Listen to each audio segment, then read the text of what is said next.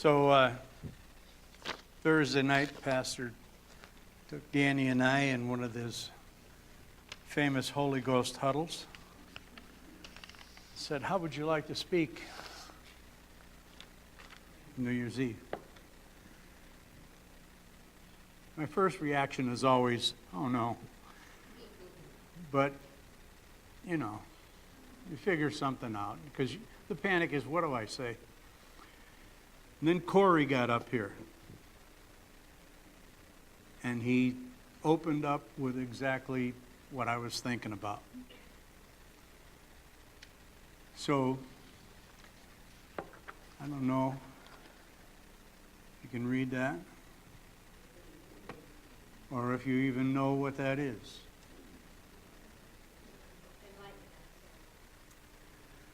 The organs of Corey. Corty, the organs of Corty. See? I want to talk to you about sound and music and vibrations.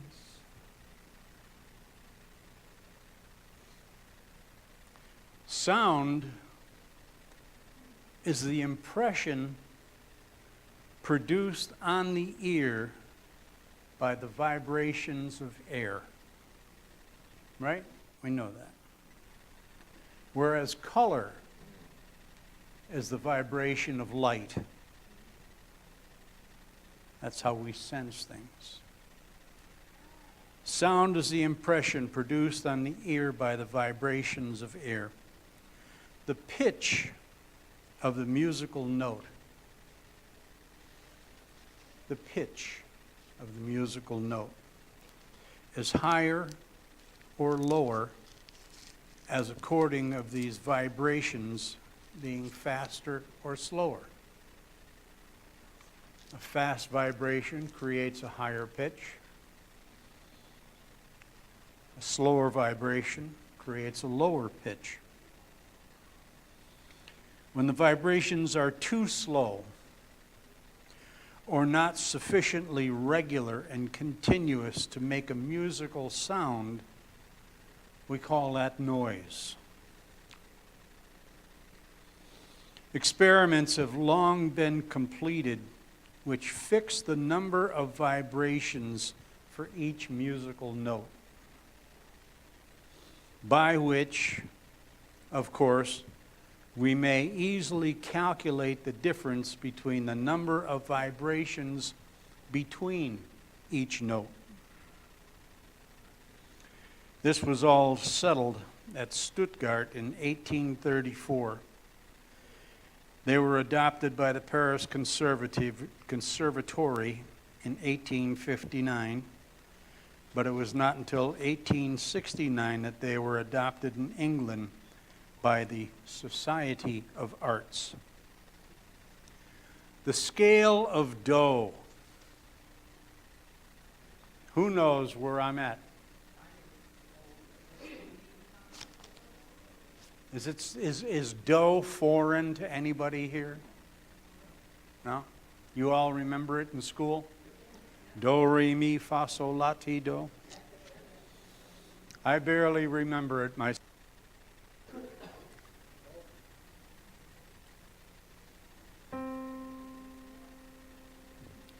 That's Do. Hear it? That's Do. Re, mi, fa, sol, la, ti, do. Do in this case is commonly referred to on the piano as middle C. It's the point where the right hand goes in one direction and the left hand goes in the other. But they vibrate. Remember, sound is the impression produced on the ear by the vibration of air.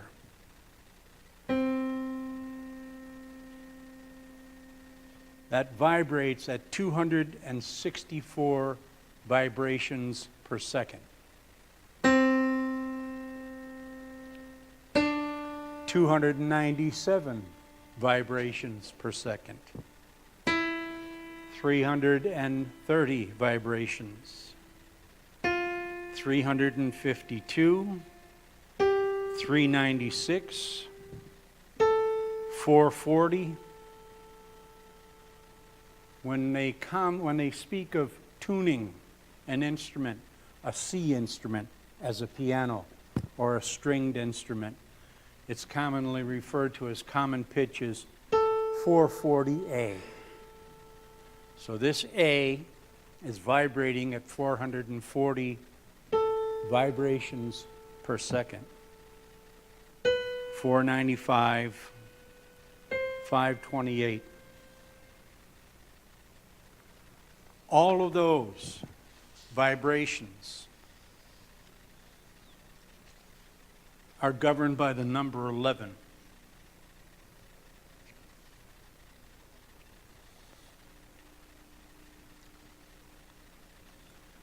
There are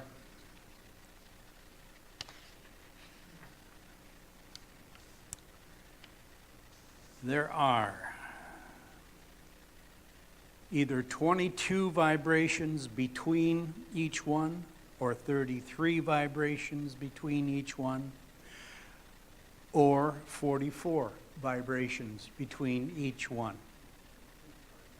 But everything is based on the number 11. That's pretty cool of God. What's pretty cool of God is He allowed man to figure that out. And He could take those 7 tones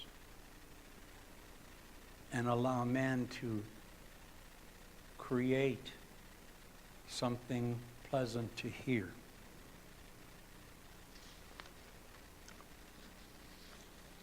On examining the scale, it would be at once seen that the number 11 is stamped upon music.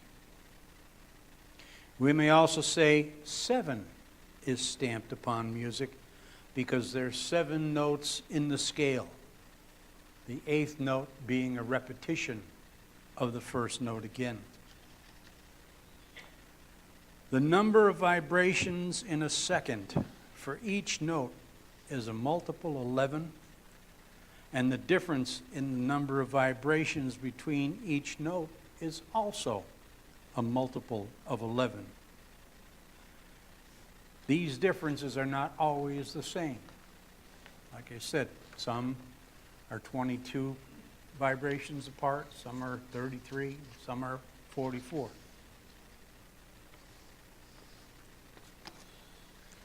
The ear can detect and convey these vibrations to the brain only within certain limits. Each ear has within it a minute organ like the shape of a harp, or similar to a harp, with about 10,000 strings. The hairs, your inner ear, cilia, they vibrate to the sound of the vibration that's being made, and they convey that message to your brain of what you're hearing. Each ear has that minute organ like a harp with about 10,000 strings. These organs were discovered by an Italian named Corti, and hence have been named the organs of Corti. That's a name, part of your body.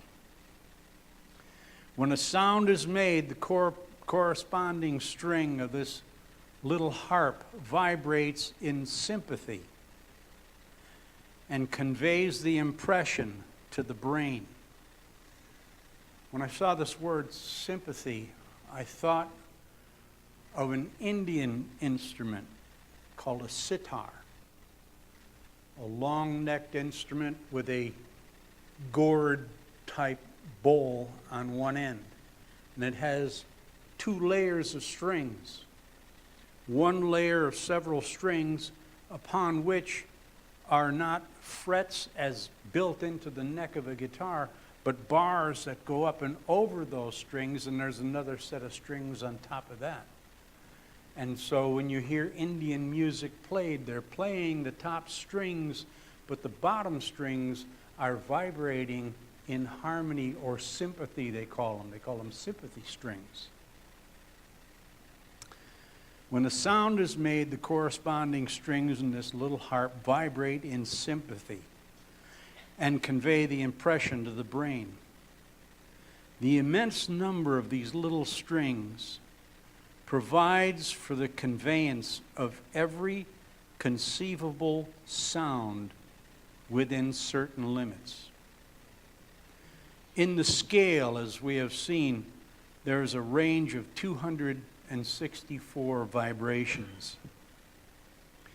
There is a difference between each one, so that they are practically 264 notes in the scale, but the ear cannot detect them.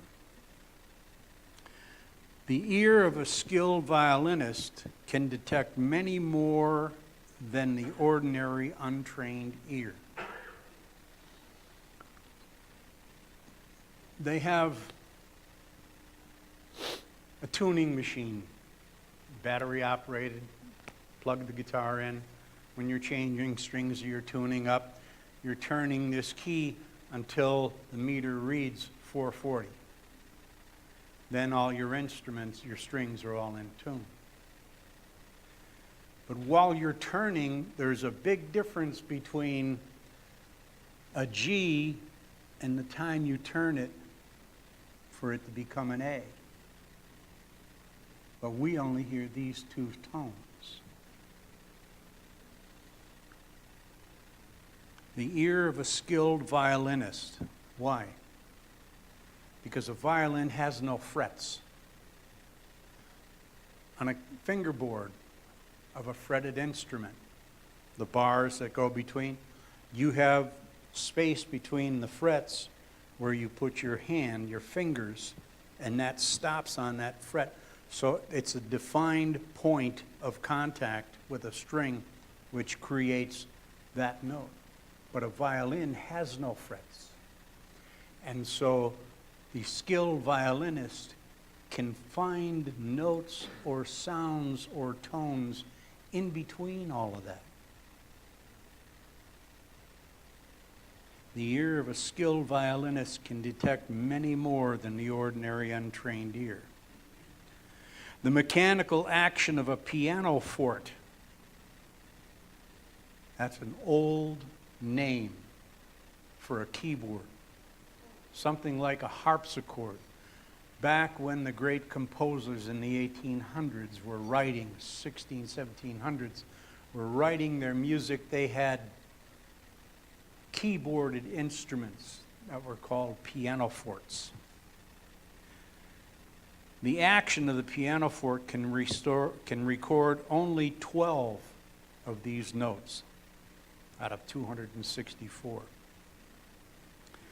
The violin can be made to produce a much larger number and is therefore more perfect as an instrument, but not equal in this respect to the human voice.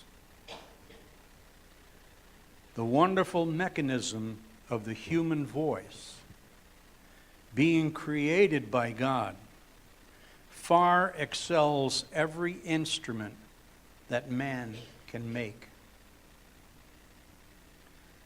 There are vibrations which the ear cannot detect, so slow as to make no audible sound.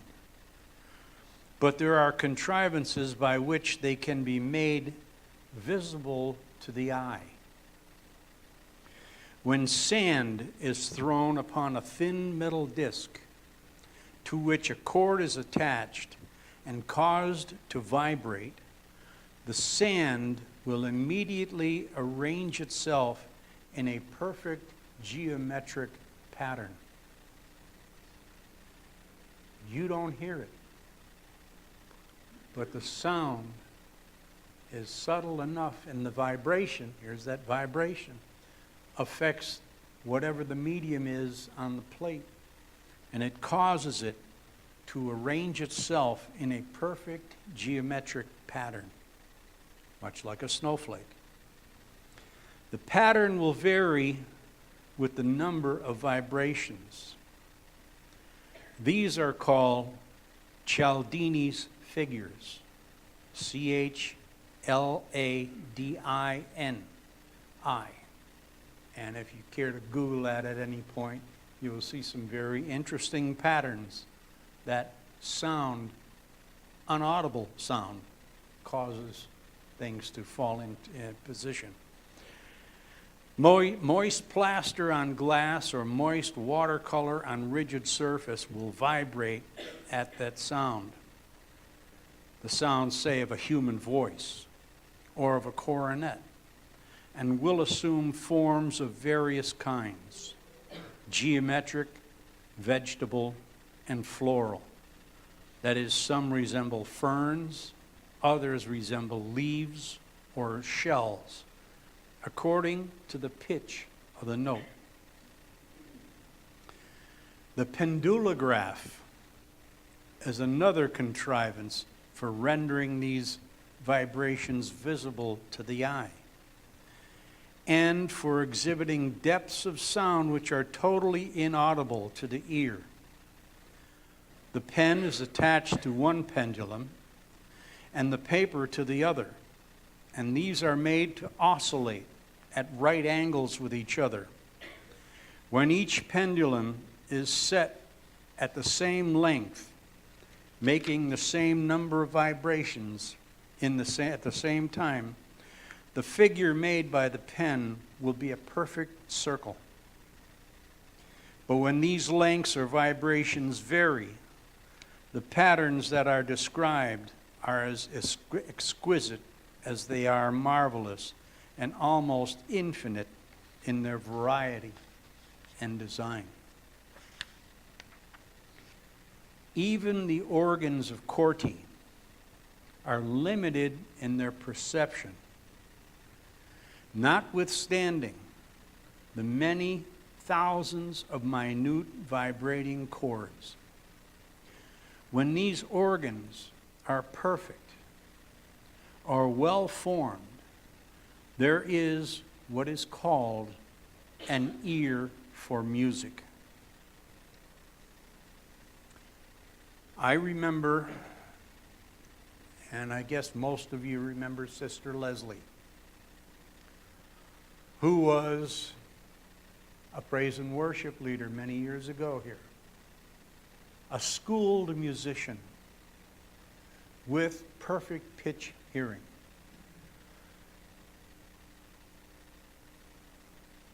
She traveled with a band called the New Christy Minstrels some years ago.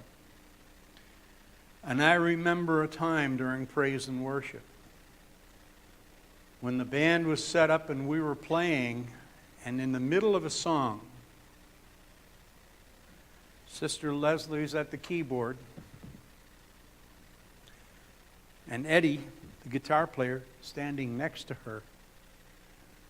And in the middle of a song, without losing a word, a beat, a thought, Sister Leslie raised up her hand, and out of 6 tuning pegs, she grabbed one and tweaked it. Now you can tweak it to the right or to the left. You can lower it or raise it. She found the one string that was ever so slightly out of tune on Eddie's guitar. And in the midst of playing that song, she reached up and grabbed that one key out of 6 and tweaked it to perfect pitch. And I thought, my God, that's amazing. She had perfect pitch. She could sing. Her voice was wonderful. She had an ear for music. But in many cases, there is no ear for music. This means that these organs are defective, not fully developed, or malformed. In the case of such persons, and that the sounds are not accurately conveyed to the brain. That's me. I have a strong voice. I have a good voice, but I'm tone deaf. I have about 4 good, solid notes that I can fit in somewhere as a harmony. But if I were to pick up any of the songs we had tonight, and without music, sing that song, I would start out at one key, and by the time I got to the bridge, I would be in another key completely. Completely, I mean bad. But I rely on listening to what else is going on, drawing from them, and finding what I can do to put into the midst of that to create the whole. I do not have an ear for music. There's nothing wrong with that. Probably 90% of you are with me in that. There's nothing wrong with that. There is a solemn and important truth, therefore, in the words, "He that planteth the ear."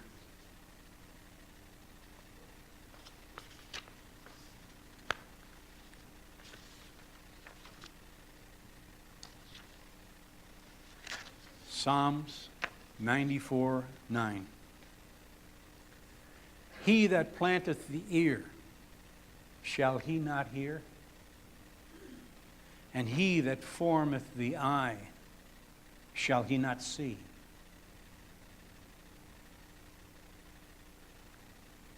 God plants the ear.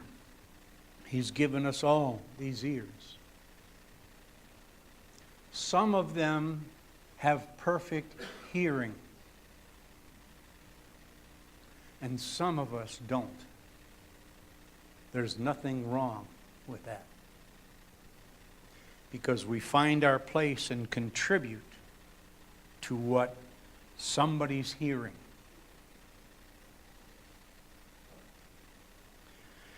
Not everyone has this peculiar musical ear, and few by nature have that ear which can distinguish the things of God.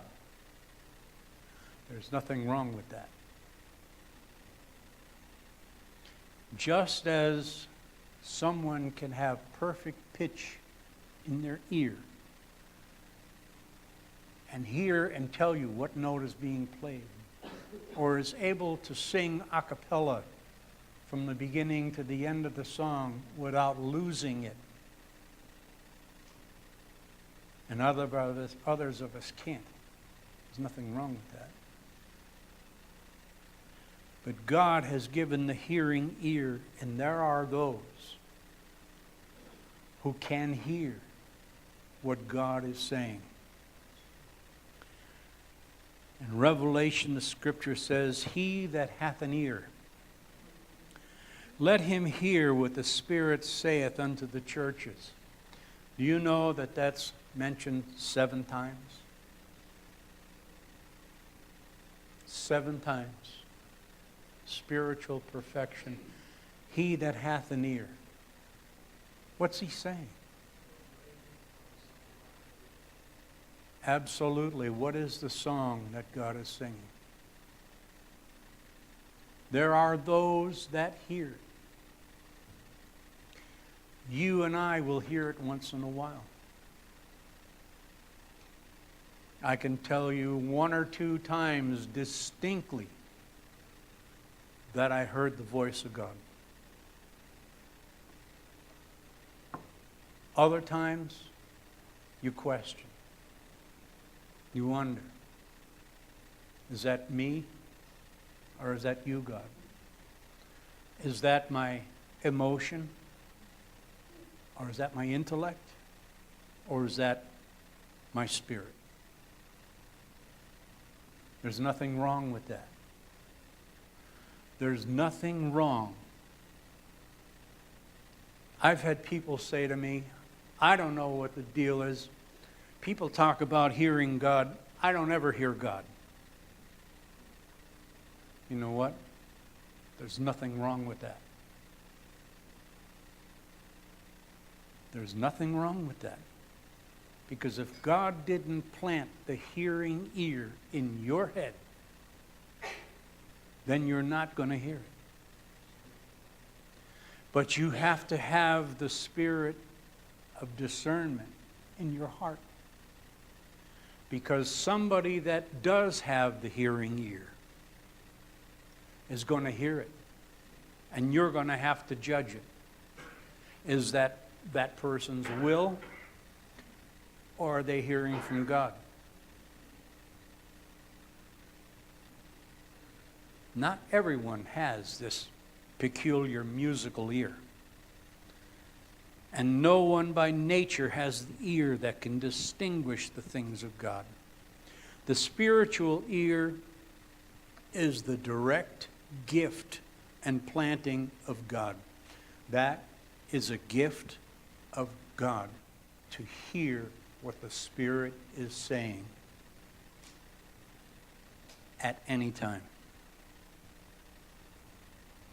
At any time. That's big. That's huge. Because I think we all hear it once in a while.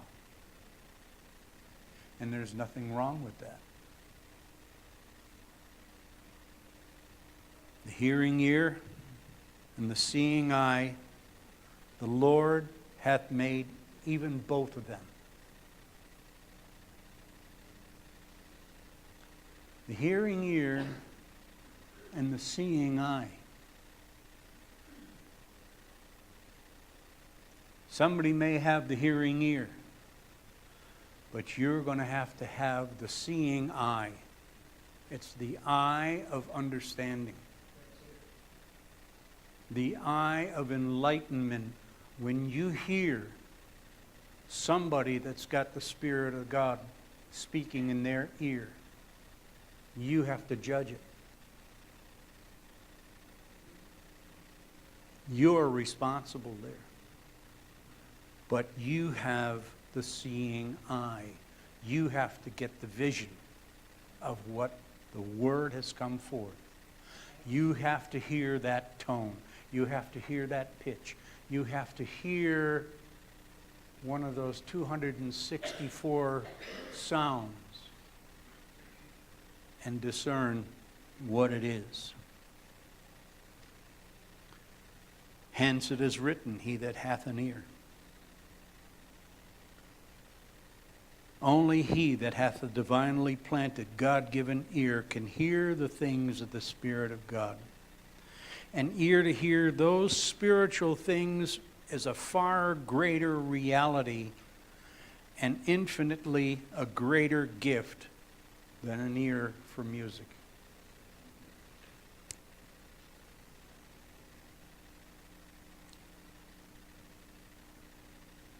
It is the Lord that giveth the hearing ear. He wakens the ear to hear. It is the Lord that opens the ear. The natural ear does not hear spiritual sound because it cannot discern them. What happens to somebody that hears the spiritual sound? Isaiah said, the Lord hath given me the tongue of the learned, that I should know how to speak a word in season to him that is weary. He wakeneth morning by morning. He wakeneth mine ear to hear as the learned. The Lord hath opened mine ear, and I was not rebellious, neither turned away back. How was Isaiah accepted? He wasn't. Isaiah was rejected. Isaiah cried, lamented, how long? And his demise was being sawed in half. That's a price to pay for having the hearing ear. Jeremiah, and the Lord hath sent unto you all his servants, the prophets. That's not a bad thing. It's not a bad thing if you don't hear the Spirit. All you have to do is be able to perceive what's being said through the one that hears. The Lord hath sent all the servants, all unto you, all his servants, the prophets, rising early and sending them. But ye have not hearkened, nor inclined your ear to hear.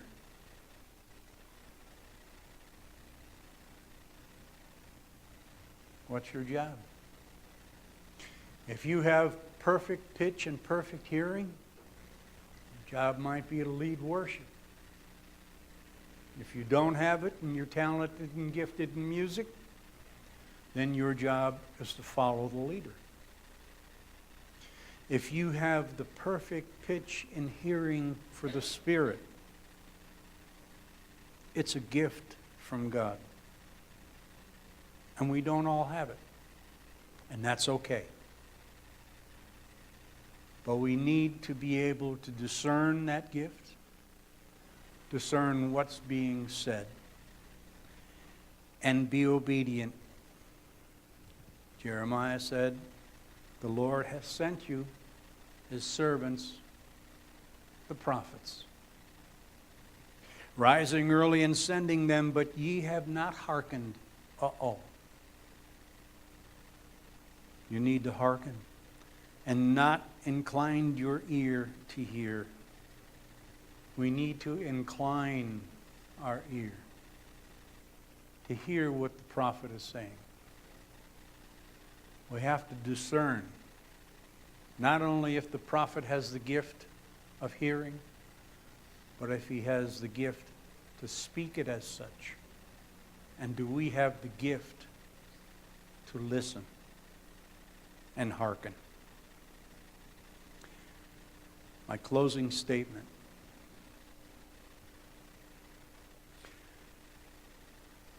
First Corinthians 2:9. But as it is written, eye has not seen, nor ear heard, and neither has it entered into the heart of a man, the things which God has prepared for them that love him. Thus nature and grace illustrate each other and reveal the great fact that there is a secret ear, more delicate than the organs of Corti, that can detect sounds invisible and inaudible to the senses. That's my word for the coming year, that he who has an ear, let him hear. Amen.